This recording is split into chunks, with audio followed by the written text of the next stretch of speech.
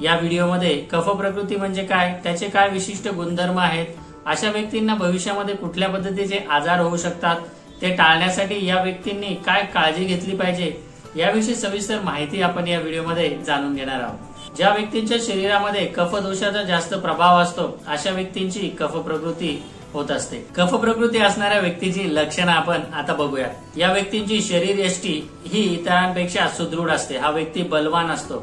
या व्यक्तींचं वजन सहजपणे वाढू शकतं व वाढलेलं वजन सहज कमी येत नाही, कारण या व्यक्तींमध्ये कफ जास्त असल्यामुळे शरीराचं ब्रुहण हे जास्त प्रमाणामध्ये होत असतं। या व्यक्तींची त्वचा ही स्निग्ध असते व गोरीपान असते। चेहऱ्याचा जो आकार आहे तो गोलसर असतो, त्यामुळे उत्तम शरीरयष्टी असल्यामुळे हे व्यक्ती सहजपणे इतर लोकांच्या नजरेत भरतात। या व्यक्तींचे जे केस आहेत ते काळेभोर, जाड व स्निग्ध प्रकारचे असतात। कफामध्ये असणाऱ्या मंद गुणामुळे या व्यक्तींच्या हालचाली अतिशय मंद असतात। कुठलंही काम निवांतपणे करण्याची या व्यक्तींना आवड असते। कुठल्याही पद्धतीची घाई गडबड यांना आवडत नाही, परंतु एखादं काम घेतल्यानंतर ते दीर्घकाळपर्यंत एकाग्र चित्ताने करण्याचा गुणधर्म देखील या व्यक्तींमध्ये मोठ्या प्रमाणावर दिसून येतो। या व्यक्तींचं शारीरिक व मानसिक बल हे अतिशय उत्तम असतं, त्यामुळे कफ प्रकृतीच्या व्यक्तींना खूप जास्त प्रमाणात राग येत नाही व हे व्यक्ती खूप जास्त चिडचिड देखील करत नाही। हे एक प्रकारे मृदू स्वभावाचे व अंतर्मुख असणारे व्यक्ती असतात। या व्यक्तींचा आवाज अतिशय मधुर असतो, परंतु हे व्यक्ती कमी बोलणारे म्हणजेच मितभाषी असतात। खूप जास्त बडबड करणं किंवा खूप चौकशा करणं या व्यक्तींना आवडत नाही। कफ प्रकृती असणाऱ्या व्यक्तींना झोप अतिशय प्रिय असते।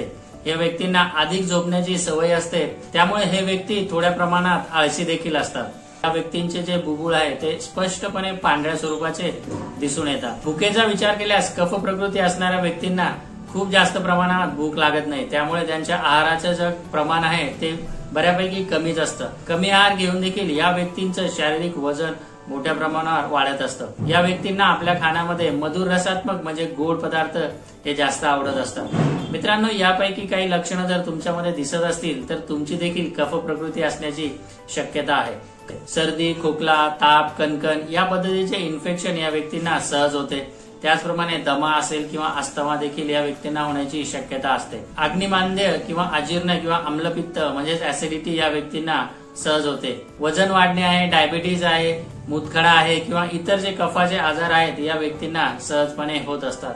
हे आजार टाळण्यासाठी या व्यक्तीने आपल्या आहाराची विशेष काळजी घेतली पाहिजे।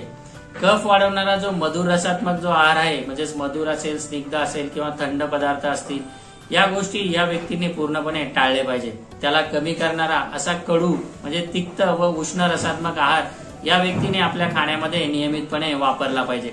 त्यामुळे शरीरामध्ये कफही वाढणार नाही। त्याचप्रमाणे दूध असेल किंवा दुधापासून निर्माण होणारे जे काही पदार्थ असतील या गोष्टी देखील या व्यक्तीने टाळल्या पाहिजे, कारण या गोष्टीमुळे देखील या व्यक्तींमध्ये कफ वाढून वजन वाढण्याची शक्यता असते। कफ प्रकृतीच्या व्यक्तींमध्ये हे वाढलेला जो कफ आहे तो या व्यक्तीने वसंत ऋतूमध्ये वमन पंचकर्माच्या साहाय्याने शरीरातनं बाहेर काढला पाहिजे। वाढलेला कफ उलटीच्या मार्गातनं बाहेर काढण्याची प्रक्रिया म्हणजेच वमन पंचकर्म होय।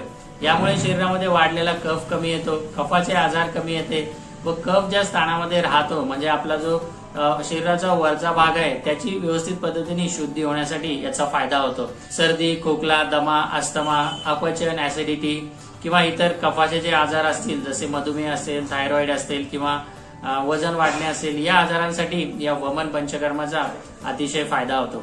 मित्रांनो, यापैकी जर तुम्हाला काही लक्षणं जाणवत असतील तर तुमची कफ प्रकृती असण्याची शक्यता आहे। तुमची जर कफ प्रकृती असेल तर आयुर्वेदिक डॉक्टरांच्या सल्ल्याने तुम्ही तुमची दिनचर्या, ऋतुचर्या व आहार कसा असावा हे एकदा जाणून घेतले पाहिजे। मित्रांनो, तुम्हाला व्हिडिओ मधली माहिती कशी वाटली? तुमच्या काही शंका असतील तर कमेंट बॉक्समध्ये नक्की कमेंट करा। धन्यवाद।